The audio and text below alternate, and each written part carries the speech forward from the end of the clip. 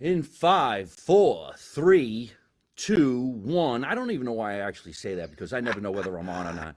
But as far as I'm concerned, it looks like we're getting some connectivity, and there Boom! it is. Boom, boom, boom, boom. Good evening, ladies and gentlemen, and welcome to another edition of Live from My Mother's Basement.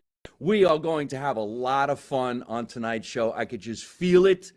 I haven't been in the basement in quite some time because you guys know that I've been traveling the country and sitting on cruise ships around the world. But I am home tonight in the great state of New Jersey. New Jersey, tonight, shout out, baby.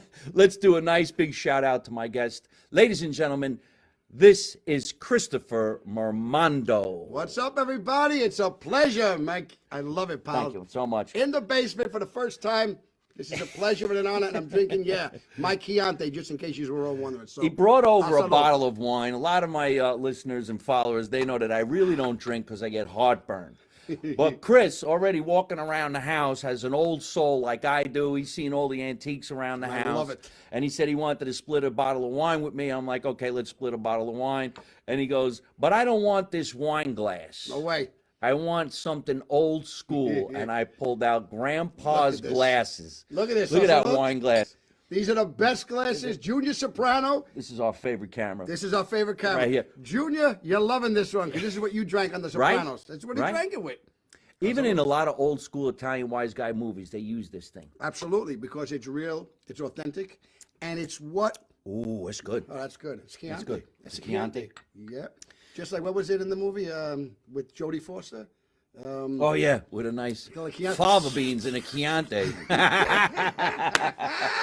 That's disgusting. It's disgusting. Very disgusting. I'll just stick to the Chianti. How about that one? You know what? While we're on this little antique thing, give me one of those. What do you want?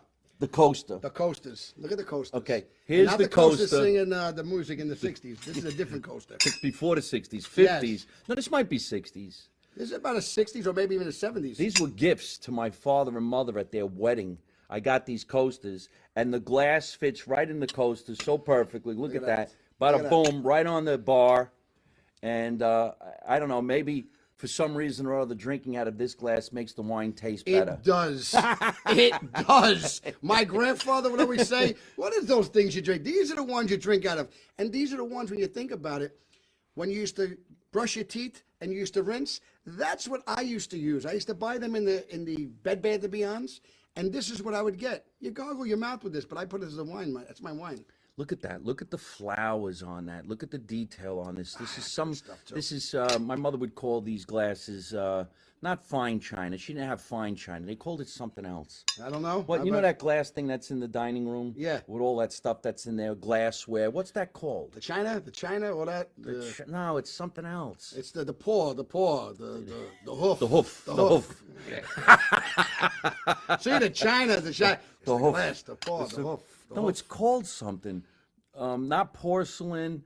That my mother. That's the brake front, and then she called this something. It's going to come to me at the end of the show. It's not the hoof, though. It's not the hoof. This is really cool. Usually everybody wants that wine glass. No. Here's the wine glass. This is how we drink it. Remember the older people when you had your grandfather around and he sat out back by the grapevine. Absolutely. He had this type of a glass and a big fat pitcher. The pitcher, and sometimes he puts the peaches in the pitcher. The peaches. That's right. And they cut the slice of the peach. That's right. And he has the big sitting in the backyard. You got. My grandfather used to sit in the backyard. He'd have slacks on with his shoes and a tank top. Okay.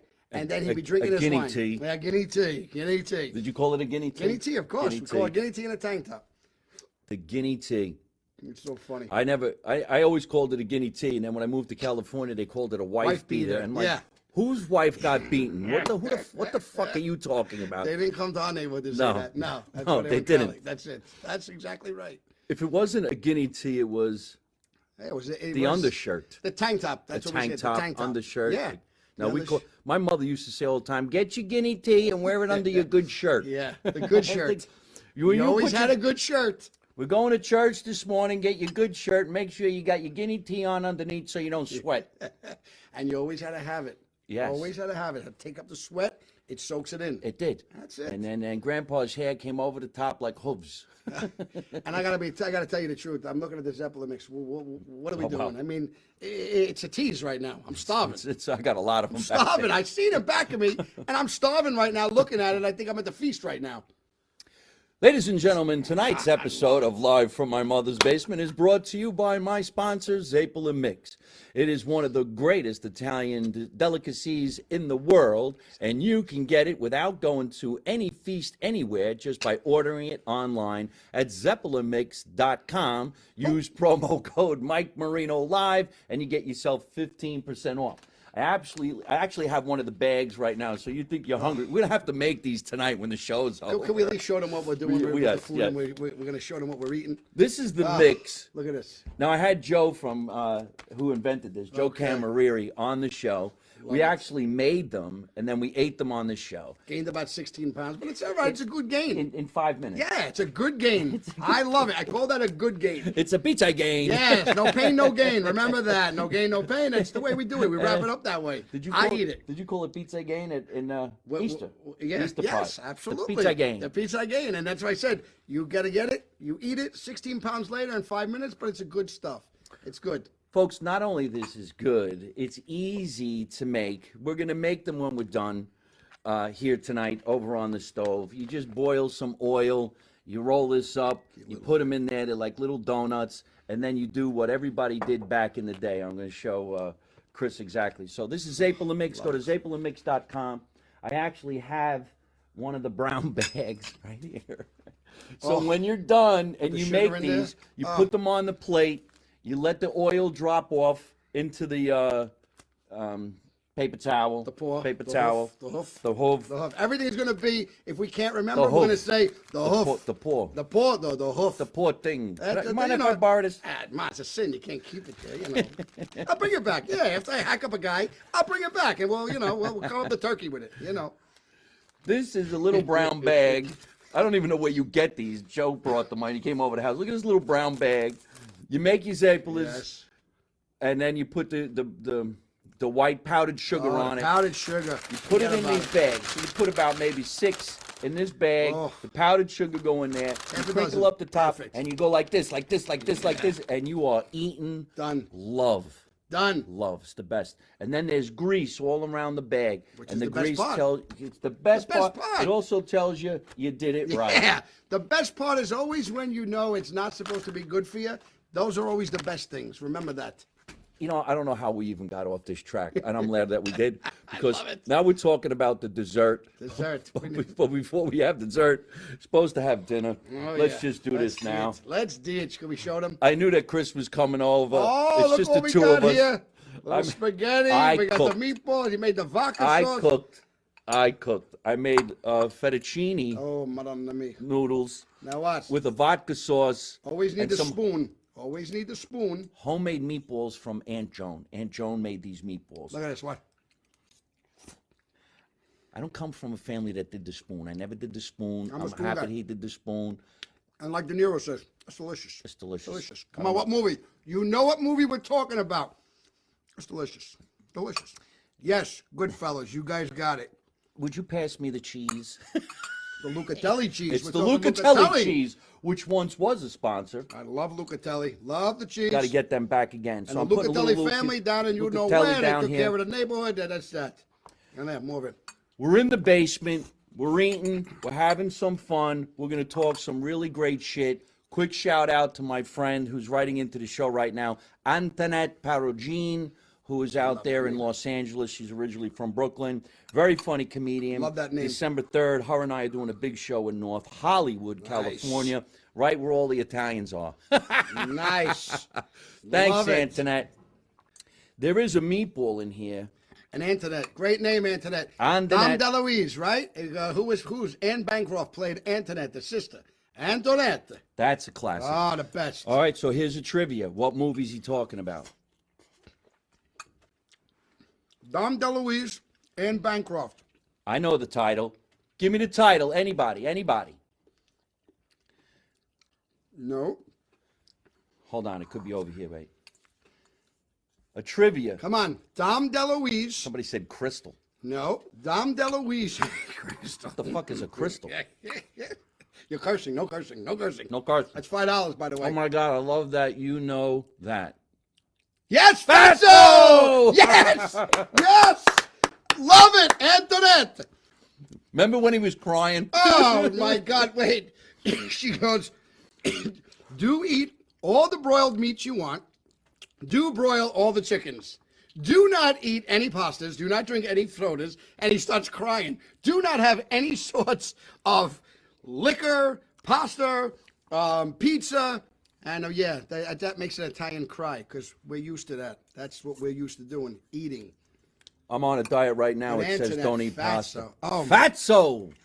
Dom DeLuise, the greatest, funniest Italian icon. Dom DeLuise, and Anne Bancroft, they made that movie. Remember the Chubby Checkers? Everybody stop trotting. And every time, just so you know, I was saying this earlier. When I watch a movie, my wife will tell you this the other night. I'm watching Godfather 2. And Godfather 2, they put up the bolognese. And Bruno Kirby is cutting the bread, and he's eating the bolognese, and it's 11 o'clock at night, and my wife looks at me, and she goes, oh, no, you're not. And I go, yeah, I am. I said, this calzone with arms is going to go eat pasta at 11 o'clock at night. So I went downstairs, made it, and it's because I watch it. When I watch Fatso Antoinette, I watch Fatso. Let's see. We're going to take questions later. I love it. We'll stay on this camera as much as we can. And when we watch Fatso, there's the parts for the egg omelets. I make egg omelets. They have Chinese food in. I eat the Chinese food. And then he makes the lasagna. I eat the lasagna. And it's all of that. Every time I watch movies and I watch food, I got to eat it. And that's why I'm a calzone with arms. That's exactly what my brother calls me. A calzone with arms. But now I can't stop eating. This is really good what I made. This is delicious. I have some bread over here if you want a piece of bread. A long time ago, and this just happened recently because Jay Leno burnt himself. He burnt his face working on one of his cars. So I put up a post that I was sorry to hear about my comrade in the comedy world, Jay Leno, but I had spent 10 years doing sketch comedy on a Tonight Show. And one of the sketches, Dom DeLuise was actually an interviewee on the show. So when we were in the green room getting ready to do the sketch, I went into Dom DeLuise's dressing room, and I asked him if he remembered me from the Feast of San Gennaro, because I had hosted a show where he was the chef. Amazing. He says, yes, I remember you. And I says, my mother's a really big fan. And no joke, this is delicious. I mean, delicious. I'm not even kidding you. Isn't that weird? No, I'm delicious. I'm pretty good in the kitchen. And I ain't just saying it. This is delicious. And I'm I'm pretty going good to in the keep feeding myself while you're talking. Because So Dom DeLuise, I said to him, my mom's a really big fan. Would you mind saying hello to her? And cell phones were just coming around, and I had an air touch. And I called up my mom. No, it was actually a phone in the dressing room. That's right. We used to use the phone in the dressing room because it was long distance. he was big time. So I called up my mother, and I says, Mom, Pick up. Dom DeLuise would like to say hello to you. He gets on the phone. 20 minutes, he's talking to my mother about how to make food. They just started bullshitting. I go in the other room. Jay looks at me and goes, where's Dom? And I go, he's talking to my mother. Isn't that great? And Dom grew up in my neighborhood. Where's that? So I grew up on 62nd and 13th Avenue in Brooklyn. Dom came from 64th Street and 12th Avenue. My mother's brother, my Uncle Nick, my neighbors, Dominic, another Dominic, they grew up together. Salvatore Arena, Buddy Napolitano, they were all on the block. They were personal friends. Oh, no kidding. All growing up. And when they did This Is Your Life, that's how years in the 80s. This Is Your Life, Dom DeLuise. Remember that show? Yeah, my friends were all on there. The guys from our block. Salvatore Arena, Buddy Napolitano, Dominic Bimbo. There were three of them. They grew up together. My Uncle Nick, my mother's last name is Lisi. I'm a Mormando, but they grew up together. So they were talking about everything they did growing up, obviously, because they were big boys. All they did was put anything on anything. You want a ham sandwich, they throw a meatball on it. Whatever it was, they just keep eating and eating it. That's why he made that movie Fatso. He loved it. He loved it because he said It's a great movie. And great movie. I can't stop eating. Oh, me, I'm telling you. Mormando, are you related to Nicky Meatballs? Nick Mormando? He has a restaurant on 7171. That's correct. That's Really? my father's first cousin. Get the Yeah, fuck there's out of here. Nicky Beans, there's Dusty, there's Frankie Mormando, Nicky Mormando. That's my shit. father's first cousins, yeah. He's got a place in New York City. Yeah, they have a bunch of places. Plet. They have bowling alleys. They always had bowling alleys in Garden City. So when they had the Pro Bowlers tour on Saturday at Channel 7, we used to sit when it was in Garden City. Me, my father, my cousin, my brother, we used to sit in the spot when the bowlers were up. The camera were hitting us because our family owned the bowling alley. Then there was Cristo's in the city, Mormando's Cafe in the Waldorf Astoria. They still have restaurants in there now. But that's my father's first cousin. Nicky Meatballs. Nicky Meatballs. And we're having little linguine, fettuccine. So let's do him a solid. Folks, if you're in New York City, go to 71 West 71st Street. Say hello to Nicky Meatballs. He's got a great Italian restaurant, a nice little outdoor patio in the back under the grapevine. It's called Poplet, which is the Italian word for meatball. So we talked about our Zeppeli Mix, proud sponsor of tonight's show, and also the big event that I'm doing this Saturday night, the 26th, at NJ Pack in Newark, New Jersey. So I want to thank you, Chris, for coming over tonight. Now, Chris, let's rewind. Okay. Because we just fed ourselves, and I'm still hungry. I'm breathing. I'm still hungry. We usually eat at the end of the show. I couldn't wait that long. I was sitting here like a friggin' Rottweiler eyeing up that food over there. I was like, no, I can't wait. We got to do it in the beginning. Every once in a while, I do some cooking. I don't really cook that much because I travel too much, and wherever I go, I can eat out. I wish I did stay in the kitchen more often and make some food. So tonight I decided I'd make a little linguine. I had some vodka sauce, and my Aunt Joan made me some fresh meatballs. So I made it. Perfect. It's just the two of us. We're hanging out. We got some glasses of wine, and we got some chatting that we're going to do. Oh, yeah. So where were you born? Where were you born? Now, I'm thinking Brooklyn. Yeah, Brooklyn, New York. So I grew up in a court called Tabor Court. So that was on 62nd and 13th. Oh, wait a minute. I don't mean to interrupt you. Okay. All right. The girl who said Crystal when we thought she was talking about the movie Fatso, Right. she's saying this is Crystal. Oh, Crystal! Yes, that's what it is. See? We're the idiots, the We're stunads. fucking two stupids over here. A stunad. My stugats. These are crystal glasses and everything in the break. Who said it? Because we got to shout them out, because we got to make them known that they're the smart ones. Sharon Harmon Bailey. Thank you, Sharon. Harmon Bailey. That goes to Sharon. And there's my friend Vince Ciceri, who's a comedian, actor, been in a lot of movies. He's out there in California. I love it. Vinny Ciceri and I did so many shows at the Comedy Store in Los Angeles. And Vinny was in the movie, what's the movie with De Niro? It was a comedy. Analyze This? Analyze This. What part did he play? I'll know. He played one of the hitmen. The one that got hit or the one that was trying to kill De Niro?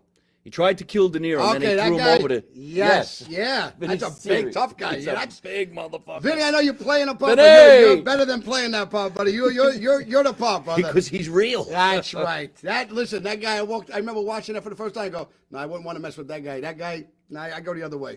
Big shout out to Vinny Ciceri out there in Los Angeles. I'll be back November 29 through December 8th, so I look forward to seeing you. Vinny did a lot of episodes of this. I used to have another show a long time ago before this. It was called Wise Guy Confidential. And all I ever wanted to do was interview real wise guys, but I ended up just interviewing actors who were wise guys in a movie, not for real. Okay. All right, so we're going to Brooklyn. Christopher's from Brooklyn. Tell us all about it. So I grew up on 62nd and 13th Avenue in a court called Tabor Court. It was a private court that was between 12th and 13th Avenue.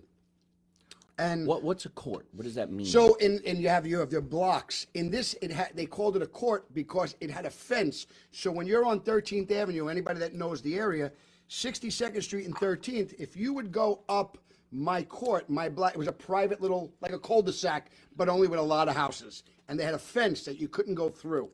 So in order to get to the other side, you had to go around 63rd Street, come up to 12th Avenue, and then come back in the other way. So it was between 62nd and 63rd Street, but it was between 12th Avenue and 13th Avenue. That's where I grew up. So it was a great, great place to grow up. And yes, growing up in Brooklyn is... They talk about it in the films, they talk about everything, but there's a lot of truths to it. you don't know which way, especially growing up when I grew up, you don't know which way you want to go. You don't know which way you make choices because, not many people really went to school where I grew up.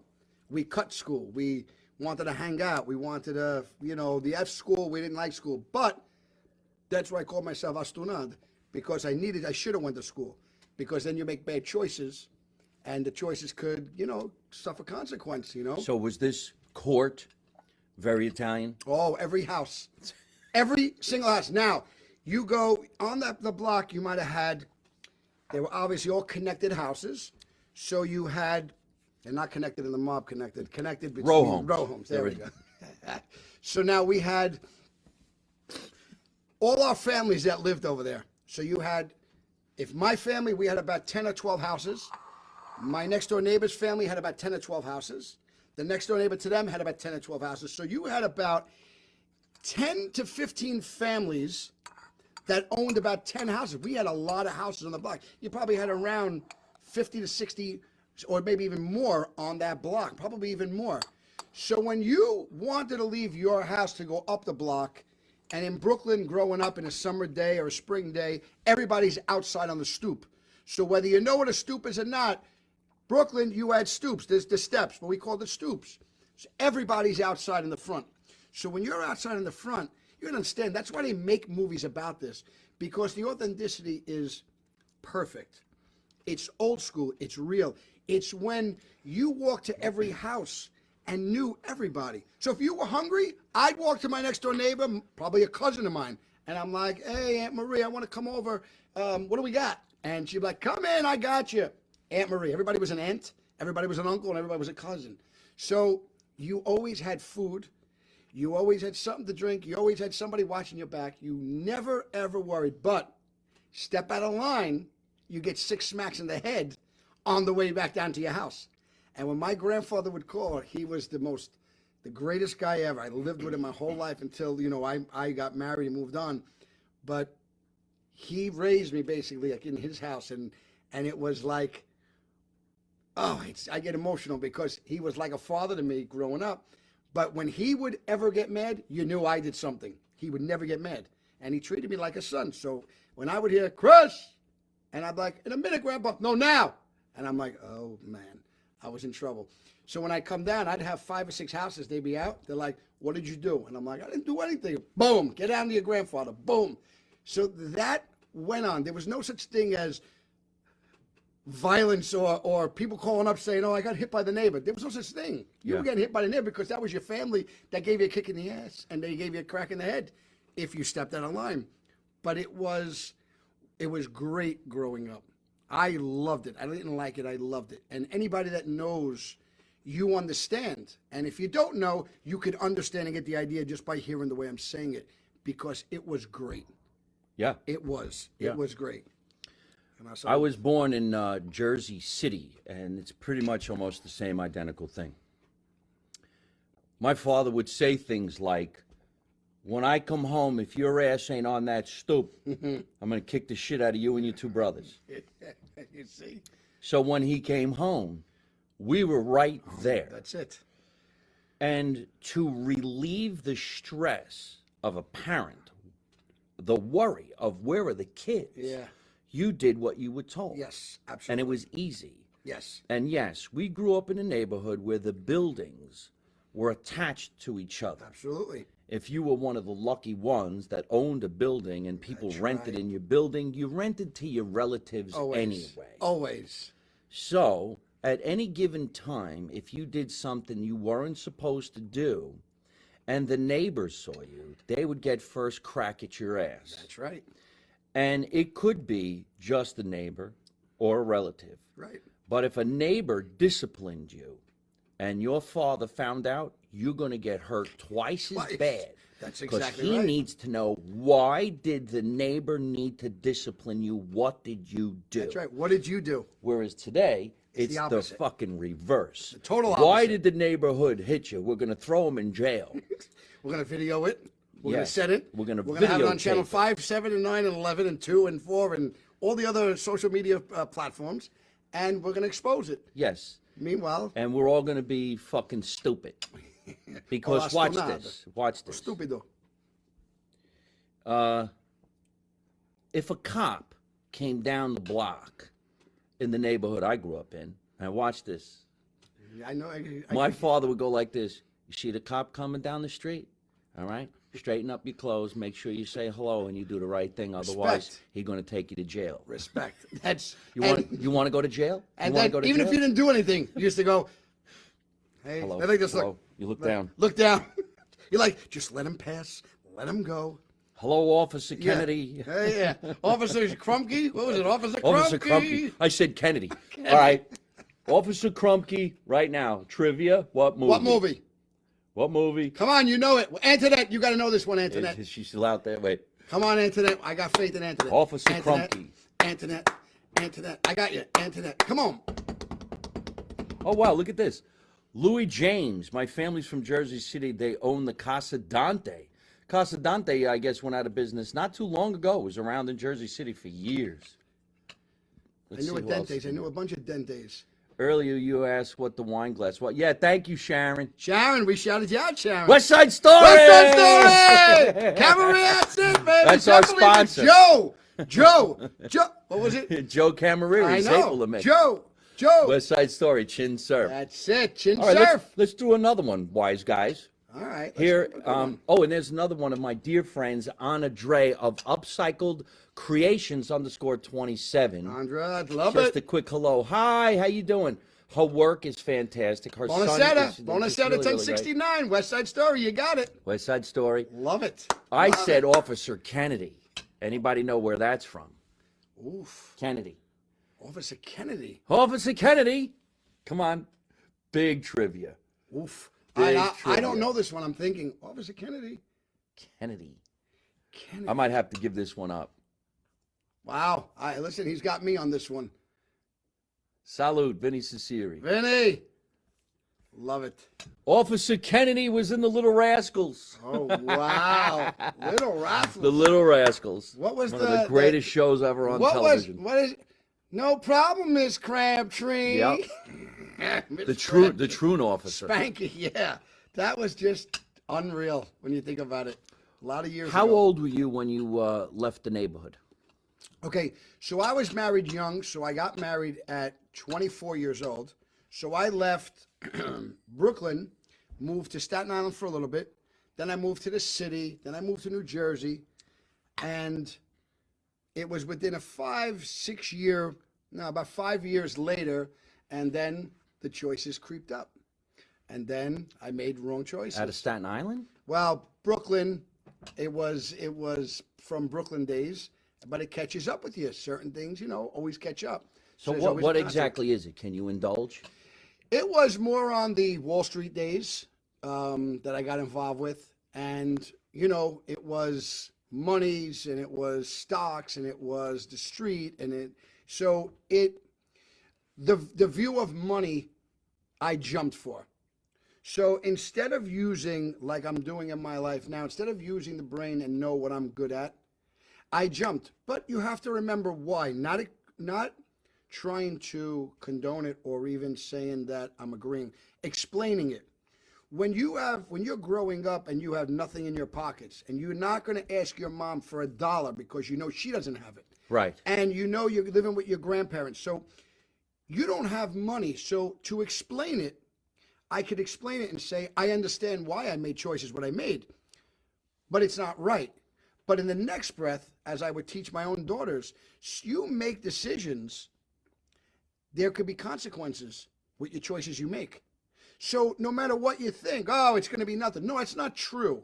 And I tell my own daughters, you got to know who you get in the car with. You got to know who your boyfriends are. You got to know who your friends are, because those things could creep up. And anybody that says different, they don't know what they're talking about, because you can get in trouble for things that you have nothing to do with, and you can get in trouble for choices you make. I made choices that got me jammed up. So I have to be a big boy and pay the dues. Remember Beretta? Don't go to bed with no price on your head, and don't do the crime if you can't do the time. Beretta. Now, that's the real truest Toma. thing. There's another trivia. I guess I just Well, we just said it. But when you think about it, don't do the crime if you can't do the time.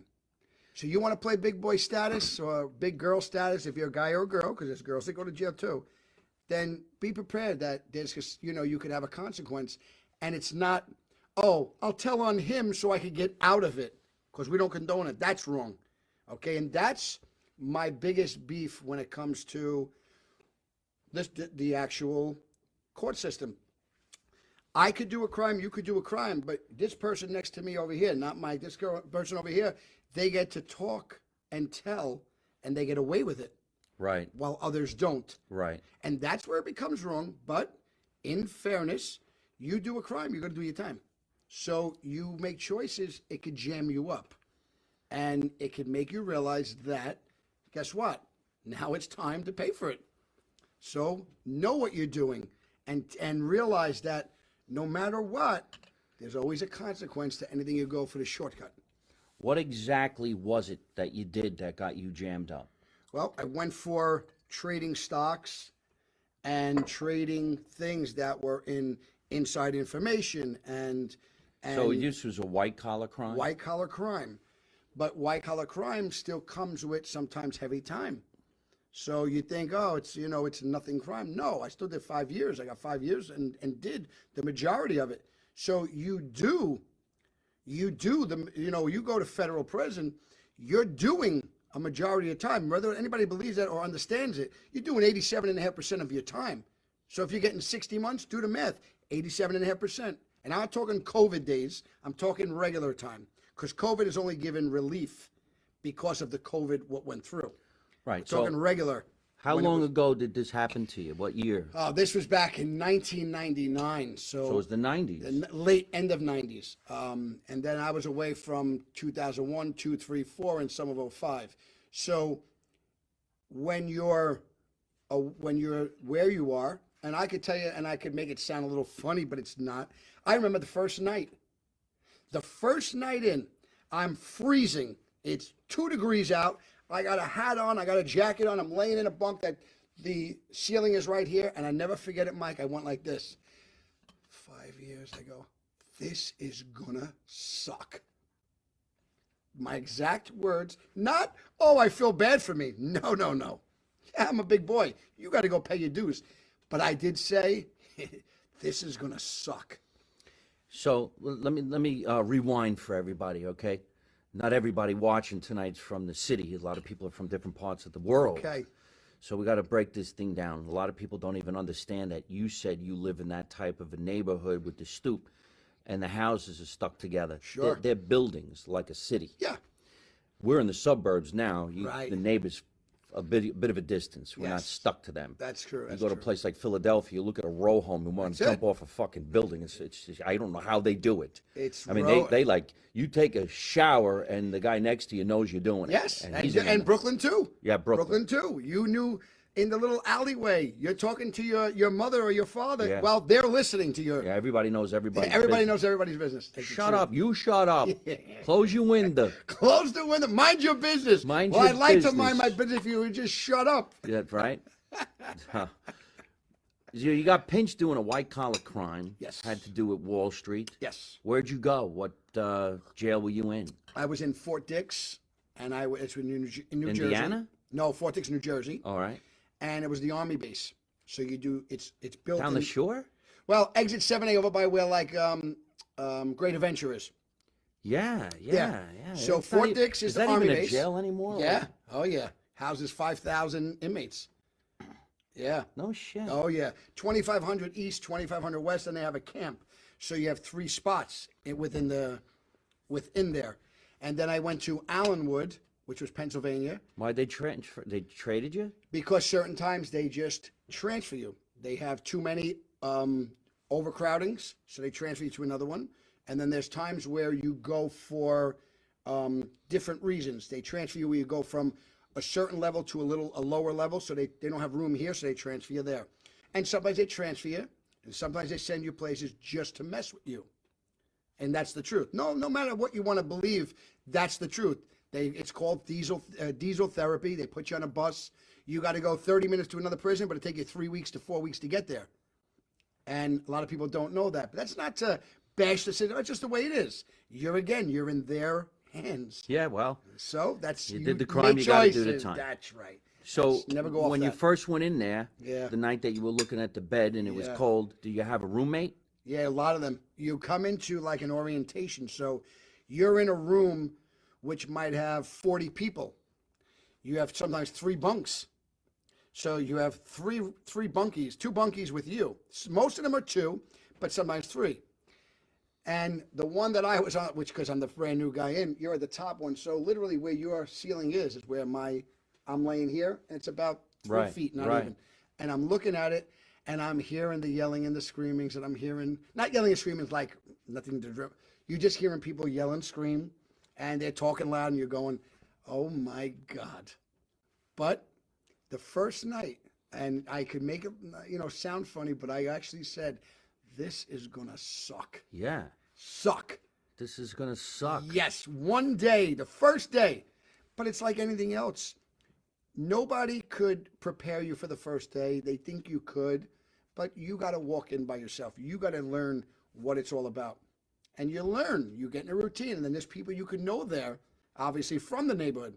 But even that doesn't 100% mean everything, because sometimes you could walk in and you see somebody from the neighborhood and you just hate them. So what about that one? Yeah. I don't like you from the neighborhood. I'm not going to like you here. Yeah. But you have to get along. So, Within the 5 years of being in the jail system, what did you see? I mean, did you go in there married with kids? Yeah, so I had 2, my girls. So it's, again, not to feel bad, but you look at when you make choices that could haunt you. So my daughter was 2.5, my older daughter was 5.5 when I went in. Wow. I never came home to them. So my family broke up, went in there. And that's not to feel bad. That's just life. I have a wife that I am in so love with, my wife Nicole, now, but I met her after the fact. But that's the blessing. And I'm a spiritual guy, Mike, so that's a big thing. The wife that you were married to with broke the up, 2 yes. kids, We broke when you up. went in? Yes. Because she was like, I'm not waiting for you? Not to even bash. I'm not a basher. So the answer is yes. And you know what? I'll even give you one better. When somebody weakens, I don't fault them if they just weakened. Right. I don't. I never, because that's not my thing. I'll comfort someone that gets weakened. And I'll understand why you bailed. It's just I can never be bothered with you again. That's not going to be. Because that's like trusting the one that pointed the finger and said it was him. Well, did she bring the kids to visit you Yes, during she the did. 5 years? So my daughters, it was actually 4 years in, so my daughters did come. But the hardest part about that was they were too young to understand why I wasn't coming home with them. So again, big boy rule. You still did the crime, you got to do the time. But in explaining it, it's not fair to them, because the truth is they were 2 little girls. Now they're 23 and 26, so it's a different story now. They were told when I was home that where daddy was. So it was explainable. Like my older daughter one time came to me, she was around 12 years old, and she goes, Dad, I want you to tell me what you told me. You said you're going to tell me where you were and why you were away at work when I hit 13. She's 12. She goes, I think you should tell me now. So I go, all right. She obviously is not a fool. My daughters are very smart. They picked up on something. I said, all right, I'm going to explain it to you. See, now I get emotional. But when I explained it to her, she started to cry. And I'm like, that's why, sweetheart, I couldn't tell you, because daddy's home now. And choices are different now. Daddy has made different choices. So that's not going to happen again. And that's the beautiful part. Of course, obviously, for all these years later, they realized that. So when you came out of prison, then you're divorced? Divorced, yes. But you had a relationship with the kids? Always, yes. And still do? And it's rocky, so I speak it. It's still rocky because of that? Well, I never lived with them. Oh. So, when you don't get a chance to live with your children, there is the other things that if you have children and you live with them, you then don't know what it's like not to live with them. If you have kids and you're divorced and they don't live with you, you do know, but you don't know the response when you were in prison unless you were in prison. There's a lot of different factors. So in that breath, there's no right or wrong answers. When my kids are hurting, I understand it, but I'm also hurting. Right. Because nobody wanted that, But when they got older, they understood all Daddy had to do was just tell on his friends. And is that what we do? And they're like, no, Dad. I go, that's why. But they're older now to understand it. You had a plea bargain, It was you plea agreement, yes. and you said no. No. They tried a million different ways. Oh, if all you have to do is that, it'll never happen, because you don't do that. You take your medicine and that's it, and you don't tell on anyone. That's the rule. Right. And when I say the rule, that's why when you have guys, and this is what I say, you see the other day, not to get into street knowledge, but there was a little girl who got shot the other day, right? Right on the street in Brooklyn. That little girl got shot by a gangbanger. Right. Okay, gangbanger, right? When that gangbanger decides he wants to testify, he tells the government who the other guys were, and that little girl's shooting goes washed away. Right. No matter what you want to think. That's what I explain. So how could you allow people to get away with that? It shouldn't be allowed. That little girl was hit by a bullet. Yeah. I always thought it would be a great idea to lie, to actually say, listen, if you just tell us what happened, we'll let you go. Yeah. And then they tell you, go, now we lied. Yeah. You're going to jail anyway. Yes. Stupid. Yes. In fact, we're going to kill you. Yeah. It don't work that way. But It that's, should. Yes. An eye for an eye, a tooth for a tooth. You shoot me, right. I shoot you. I agree with that. You know, that's the son of a bitch. All right, so you get out of jail. Okay, Now you now- got to live the American dream. Yeah, and the truth was, when my brother came up to visit me, he says, all right, so like when you get home, what are you going to do? I said, you know what? I'm going to be an actor, John. He goes, oh my God, so you're going to what? You're going to go to class for it? I go, no, I don't go to class. He goes, well, you're going to go to school for it, right? I mean, to learn. I go, bro, I can't stand school. He goes, then how are you going to do it? And the funny thing is, to this day, I show him a stack of DVDs and all the things that I'm in and the shows and the films that I've been on. And I go, how did I do it? You're asking your brother how? You find a way, you stick to what your goals are, and your energy and your attitude means everything. So when you came out of jail, that's when you started pursuing a career as an actor. Yes. So it started where I wanted to get back into, I was a telecommunications salesman. So I used to sell telecommunications, long distance, international calling. That's what I did before I went away. Right. And when I got home, I couldn't get the job. They would keep Googling and see, oh, he did time. We're sorry. We found somebody more. Okay, so the jail time was affecting you. Oh, pursuing- absolutely. So here's the thing, and I talked about this on ABC one time, and I sat there. I got a job, and I got a call. Me and my wife were sitting there. We're having spaghetti. We're eating. It's a Friday night, and I have a bottle of Chianti open, and the call came in. And I said, "Here it is again." And I said, "Let me guess. You found somebody more qualified." And the guy didn't say that. I'll never forget this. Okay, I will never say his name, but I never forget this. He says, somebody close to you said you'd rather hear the truth. I'm going to be honest, I Googled and I knew you did time, and it just got me spooked. So I said to him was, you know what? I can't argue with that. You told the truth to me. You came correct. I think you made a mistake, but that's it. I hung up the phone, and yeah, that almost broke me. That really got a tear in my eye, because I'm going, I'm never going to get that other chance. I was a kid when I did my crime. Right. So long and short, right here. I looked up and I went like this. All right, so I looked up at the sky. I go, you don't want me doing this telecom stuff. You want me to do the filming. I'm going to do it. And that was the day that I wrote my script. That was, ready for this? Talk about how it works. That was it was 11 years ago. And now is the time that I'm around to. I've been filming for the last 9 years straight. Now I'm doing that script that I wrote that day, started writing that day.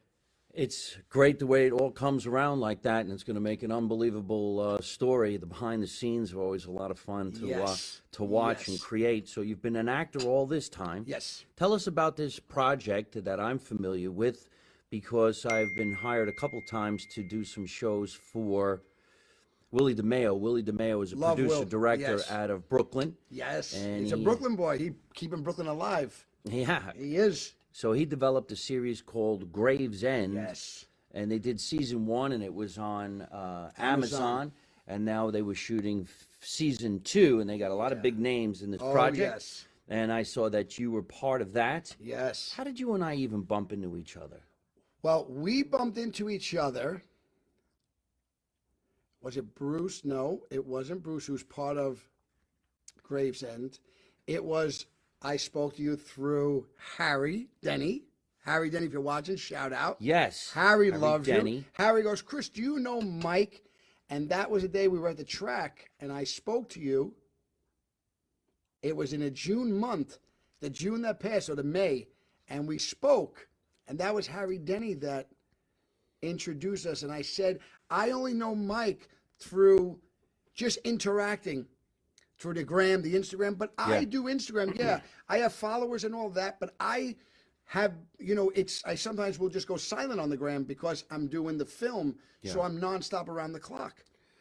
But that's when I met you and you had said, I want you to come on the show. And I go, done, let's pick a day. Yeah. And here we are in November from May. See how it took a while, works? because then you came to see me do stand-up over at this club. MJ's At in the Matawan, club, New Jersey. Yeah, and after that, I That was introduced great. you to a guy who was doing a project. Liquor Run, He ended yes. up getting in the project. That's I right. couldn't do the project because I was out on That's tour. right. You were touring. And so we finally made this all happen here in the basement, which is Amazing. great that it came this way. It's anyway, amazing. So tell us about your role in Gravesend. So Gravesend, Will DeMeo.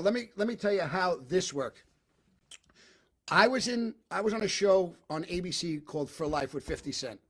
I was in 2 seasons of that. Will did season 1 with Gravesend at the same time, basically. So he said, brother, I want you to be in season 2 with me. And I said, done. I'm proud to be a part of it. I can't wait. But I just need to know the dates so I don't take work other spots. Right. He feeds me the dates. He says, I'm writing the character, and the character's called Gaetano. Gaetano comes home from jail. As he come home from jail, he's the right-hand man of the main character, Benny Z, which is Will DeMeo. And what I love about the show, and not just because I'm on it, because I'm in a lot of things, and I say it, this show is bringing Brooklyn. This is where I grew up. And Will is bringing Brooklyn in a time frame in the 80s where law and order on the street was what I was talking about, where there were rules and regulations, and no, there were no police to regulate. It was the street regulation. And that's what I love about it. He's bringing, and yes, there's a lot of names.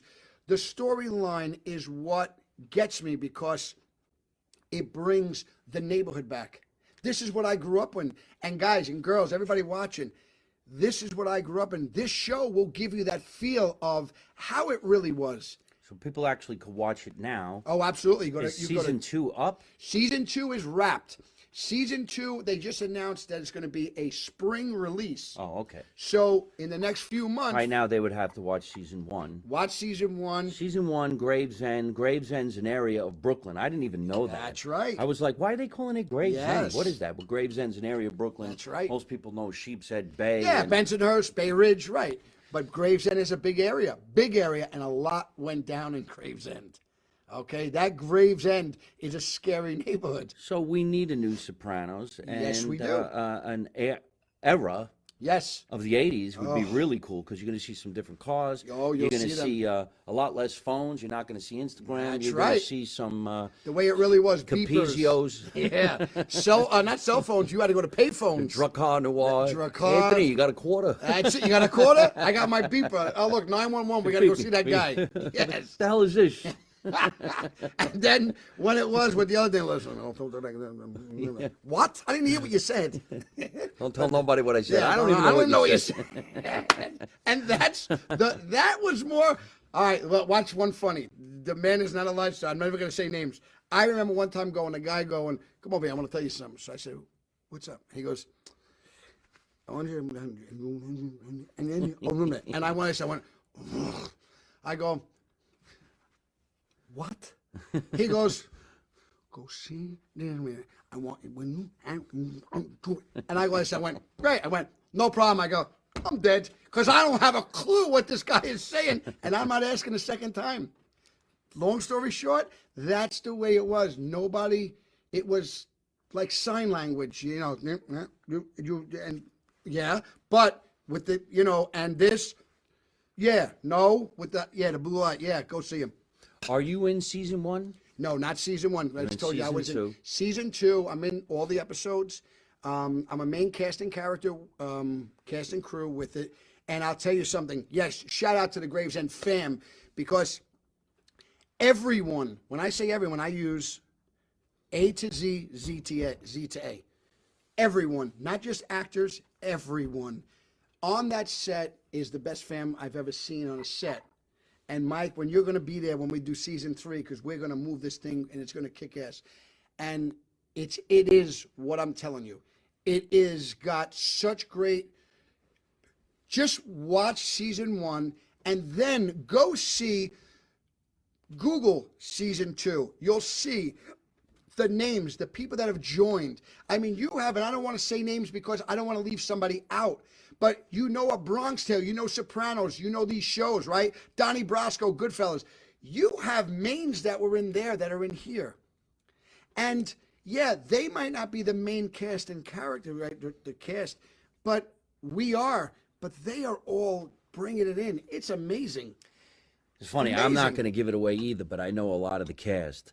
I remember when they were shooting Gravesend in Florida, I was actually on tour.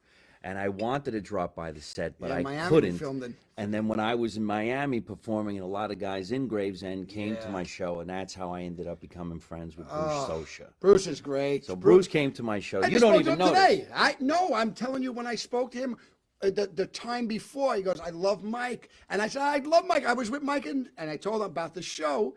And I said, yeah, I'm going to one day end up on his show. I just don't know when, because he's touring, I'm filming. And I just spoke to him today, but I forgot to even tell him today, because when you're filming and you're doing so much, sometimes you have very few seconds to even discuss anything. But he has a new granddaughter, so I was like, saw that. I saw that. Bella. She's Bruce, Bella. Bruce Sosha came to a lot of my performances, and He's every great. single time he does, I can always do a shout out from stage. Hey, I want to acknowledge my friend Bruce That's Sosha. great. Go and watch Gravesend. And I did that for so many different people because I'm blessed enough to Amen. have a lot of celebrity friends. Amen. And wherever we go, we could shout out to each other. Amen. I enjoy that power. So yesterday I was on a talk show out of Chicago, and I always wanted to be on the Man Cow show. So Man Cow calls me, we're doing a show, and he goes, hey, Marino, we got friends in common.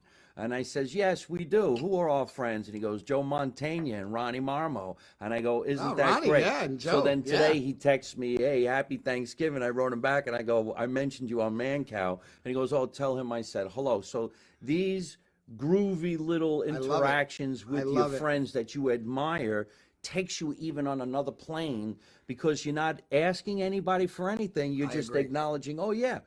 So I tour. You mentioned Robert Davi. I toured with Robert Davi. I stayed at his home in California. I was his opening act for many different shows. Love Robert. And we ended up doing a movie together. It's going to re-air on November 25th. It's called Four Cousins and a Christmas. And Robert Davi actually plays my father-in-law. Now, he didn't know I was in the movie. So when I went down to the set, and he's standing there, the lead actor, and he goes like this, who hired this piece of shit? Davi is, watch, Davi, shout out to Robert Davi. Davi knows this. He uses certain words. I filmed with him in a film, and he is intimidating. Yes. He's intimidating. Yeah. Because he'll go, what are you looking at? Are you ready? And I always come ready. But he'll go, no, I don't like the way the scene is going. It's clunky, clunky, clunky. And he'll go like this, and everybody's in the room. We're like, oh, God, I hope he likes me. This is like to the point of his presence on the set. But 11 days I worked with him in Jacksonville, Florida. 11 days. I learned more, and I don't just say it to say it. I just told you I spent the night at the man's house. I met all his family, his children, his wife. So I learned so much just by watching him break down a script. And I felt that was what an education, because I just kept quiet and listened. I did my roles. I was an Sheriff Nassar in this film that I had a main role with him. But I just kept quiet because I knew on the set, he's the one in control right there. Regardless of the director, he's still in control, because Robert was the lead, and he was to the point of, he knew how to shoot it. He knew he knew what lighting. He's been in show business Yes, his whole life. His whole life. And we've watched him for years. And when I used to recite his lines, he used to go, how much time do you have on your hands? You know, I go, no, I'm the Rain Man. I memorize in a heartbeat. He is. I know, I'm saying I am. Oh, I memorize all his lines. And he goes, how do you memorize my lines? And I go, because that's what I do. You know, but Robert Davi is awesome. And I say it, Gravesend, I'm not just saying it. You'll know. Season 2 is going to be a powerhouse. Good. It's going to be a powerhouse. It's not just to just say. I would say nothing before I said something. It's going to be a powerhouse. Well, maybe they'll get Robert Davi to be in it. Robert I did a perfect in it. tour with Robert Davi. We were out in Long Island, and he's really good friends with Chaz Palminteri. So Chaz was at the show. Chaz is in the film. This is in our show. Yeah. So Chaz comes Chaz is backstage, amazing. and I had never met him before. And Davi had all these people in the green room. Now, it had a 32-piece orchestra. Just think of how big that is. It's a 32-piece orchestra. I got to walk out on stage first. There's 10,000 people out there. And Davi's talking to all these people, and all of a sudden I go in the green room, and you hear Davi go, everybody get out of the room, get out. I need everybody out. And I started walking out. He goes, Marino, what are you doing? Oh, you just told me to get out. Not you. We got to get ready. And I go, you gonna give me a fucking heart attack? Yes, I'm that's nervous the enough. presence Wait of a minute. him. I says, I'm nervous enough. He goes, don't tell me you're fucking nervous. Get out there and kill him, you son of a bitch, or I'll kill you myself. Yes, he will. Oh. Yeah, he's on your side. When he said to me one time, he goes, that was good. I go, oh, thank you. I was like a little kid. I was like, thanks, Rob. You know. Wow. When we went out there to do the show, he had me sit at the bar while he does this particular Sinatra tune. Oh, and I guess he's this guy great. was. I went to his Birdland Theater in the city. He's great. He sings Sinatra phenomenal. Well, that's the show that he Oh, does. yeah. So he had some Phenomenal. guy who I guess was the mayor of Long Island or some city slicker or whatever. Okay. And then he had Chaz Palminteri sit at the chair too. So I'm sitting at is the great. chair while he's singing the song, and I'm going like this. I'm looking at Davi and I'm going, "You're doing great. You're doing great. Can I talk to him? Can I talk to Chaz?" Can I talk to And Sonny? I go like this 'Cause at the he's end of the Sonny show. always. And I go, hey, listen, not for nothing, but man, I can't believe this, man. I met Chaz Palminteri. He goes, do you know you work with me, Marino? Do you know who you work with? I go, yeah, but it was Chaz Palminteri. Stop Yeah, but you saying with somebody's me. better than me. You Yes. with me. Yes, yeah, that's him. That's him. And Chaz, here's a funny one. His daughter Gianna is on our show also, Gravesend. So Chaz is in our show, and his daughter Gianna. And when I used to go to his house, his daughter Gianna was a baby. That's how long I go back. So I used to go to his home, and Gianna, his wife, that we used to sit there and talk. And you want to do, watch, he'll confirm it. Do Fatso lines with him. He'll give you every line. Yeah. He'll go. We used to sit there and I used to go when they were doing the song, the two brothers. That's a classic. Man. Classic. Fatso's a classic, but he knows all the lines of all the films. And I would do. And when my daughter met him for the first time, she goes, "Can I ask you a question?" And she was a kid at the time. And my daughter, I go, "Watch this." He goes, "Of course." And she goes, "Is it better to be feared or loved?" This is my daughter. She might have been 9 at the time, 10. And she's asking Chaz, "Is it better to be feared or loved?" Doing the film, Bronx Tale. Well, speaking of asking, let's take some questions for Christopher before we get out of here. We're almost at an hour, and we're supposed to be cutting a couple of minutes ago. Wow. But we all got some great stories. So we're going to take in some questions for Christopher right now. If you wouldn't mind, Chris, would you do a nice big shout out to Johnny Salami? Just tell him hello. Johnny Salami, what's up, my pal? All right. And I salute the Johnny Salute Salami. Johnny Salami. He's from Hero Kings in Nutley, New Jersey. I might want to He's go get a great little comedian. salami right now. I'm Yes. hungry now. Yeah, Now I'm we getting got- more hungry. We got more. We're going to slice it up nice and And then thin. we're going to make roll the it, eat it. Disciples. Oh, I can't So not let's wait. take in some questions for Chris. Chris, right now, tell everybody where they can find you on the internet. And my friend Anthony D. Ponte is begging to know where to watch Gravesend. Go to Gravesend. You're going to see it on Amazon Prime, and you'll see it on, I believe, Tubi. That's season 1. There's 4 episodes. They're 30-something minutes long. You'll get right through them, and that'll set you up for season 2, which is going to be, I think, approximately 8 episodes, and they'll be 40-something minutes long. But it's going to set it up, and you're going to realize it's just good stuff. And season 2, not to just keep bragging about it, but the star-studded cast that he brought in, Will DeMeo got a star-studded. I don't know how he did it. You could also look up Willie DeMeo on the internet. Say hello. Absolutely. Follow him. Check out his stuff. Series.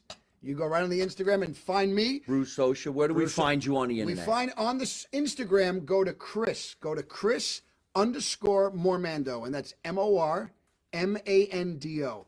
Chris _Mormando. Follow, hit me up, say what's up. I'm all good. And you get some Monday morning this putts. son of a bitch. He's Love nuts. it. Let's do some shout outs real quick. We're going to get Chris to do this. Chris, say you love this podcast. You know I'm right. I love this podcast. You know I'm right. What up, baby? And I think you should go on their show. You know I'm I right. want to, and I think Mike should go on the show. I think I want to go on the show now with Mike. Well, I've been on their show. Let's get I you want on to that go show. on. You know what I'm talking about over here. We got the Chianti. Let's see what Chris thinks about this next shirt. Let's see what we got. That was given to me by our friends in Canada. Oh, shout out. Sons of Italy Apparel. Oh, I love Canada. Love it. What does it say? It says, I know it was you, Fredo. You broke my heart. You broke my heart. Thank you, Sons of Italy. Sons of Italy, apparel out there in Italy. And thank you to my friends, Hardcore Italians, always, for plugging the show that I'm coming to do out there in Chicago. Hardcore Italians always show love to me on the Instagram. Wonderful. Always. So a shout out to Hardcore Italians. You always show love. All you guys show love. I got to be honest, there's so much. Nice big shout out to our sponsor, Joe Camareri's. Joe, we love you, Zeppelin. Joe. I'm going to eat the Zeppelins in a little while, Joe. And I'm going to go just like De Niro said in Goodfellas. I'm going to go delicious. Delicious. Delicious. Delicious. Just don't put any ketchup on it. Oh, I love the ketchup. Who said that? Somebody said that? I love it. No, that's what we said. Nikki Chicky 74, it's my wife. She's sending love. What's Hi, up, Nikki baby Chicky, girl? how are you? Love my wife. All right. That's like I told you, my love. That's it. Folks, we got tons of bags behind us on this bar. I have a couple of bags. I'm going to give Chris a bag to take home to his wife, Nikki Chicky. Nikki Chicky. And they're going to make some of this. Don't forget, say hello to our sponsors, ZeppelinMix.com. Order it by saying Mike Marino Live. Get yourself 15% off. It's delicious. I'm telling you, it's very easy to make. It's just like boiling water and putting pasta in it. You boil some olive oil, not olive oil, but corn oil. Corn oil. Hey, wait a minute, that's money. Nobody sent me money all night long. Where's the chimes? Money, money, money, everybody. Come on, hit that bell. Come on, hit that bell. Hit the bell. We need some dollars. I have a case. Anthony Ponte. Che chi? Stiamo bevendo qualcosa. I have a case. He bought a case of this Love it. stuff. I'm going to be cooking it tomorrow. I'll be at my brother's tomorrow getting ready for Thanksgiving. I'm going to be cooking them up tomorrow. You know what? When you're done with your Thanksgiving dinner and you're done having all that, here's your dessert. All right? Yeah. We love desserts, the Italian people. We get pastries. We get fenoit, which is weird. That's it. Just But blow it up. this That's is what it. you want. All right? So thank you so much, Joe Camareri. Joe, what's up, buddy? Going to enjoy that tomorrow, brother. ZeppelinMix.com. You Can't can wait. do it. I love the way he double shouts. This is the best. I love it. It's How about a good. shout out to that big spoon? Oh, Nico Toliano, the Wooden Spoon Media, my brother. Che chi? Stiamo bevendo qualcosa. She knows a fake Italian words. I don't even know what I'm saying. So wait, I'll make you laugh quick. I had to go do an audition for a commercial, and I had to speak Italian. I didn't even know how to speak all the words. So the words were, I got to take care of this thing. I'm starting to get hungry. We'll eat later. We'll blah, blah, blah. So the words are... Well, Money. There you go. Ambiamo quanto tutte le cose, right? Sto restando fame, anch'io mangimo dopo. So Sounds I good put to them me. all away. And people go, wow, you know Italian? I go, no, you just don't know Italian. I'm just making them up. That's it. That is hilarious. Isn't that? I You gotta, gotta go I gotta steal that. And when you do it, put the subtitles and they make. I go, che chi stiamo bevendo tutte le cose? Sto restando fame, anch'io mangimo dopo, mamma va stonata. And they go, wow, this guy knows Italian. I go, no, you just don't know it. That's it. Here Louis comes James. something that we're going to get Christopher to respond to. Done. It's late in the show, but we got to do this. Louis James, if you're still watching, says, I boxed at Bufano's gym along with my friend Arturo Gotti, Chuck Wepner, and Buddy McGurk.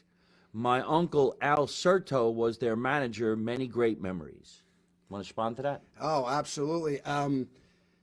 It's hard to really respond, but certain guys, like through friends, are all friends with a lot of those guys you just named, and all in-house La Familia, and it's it's a real good shout out. Louis James shouting you out. You know, we can only say so much. Keki, you understand, right?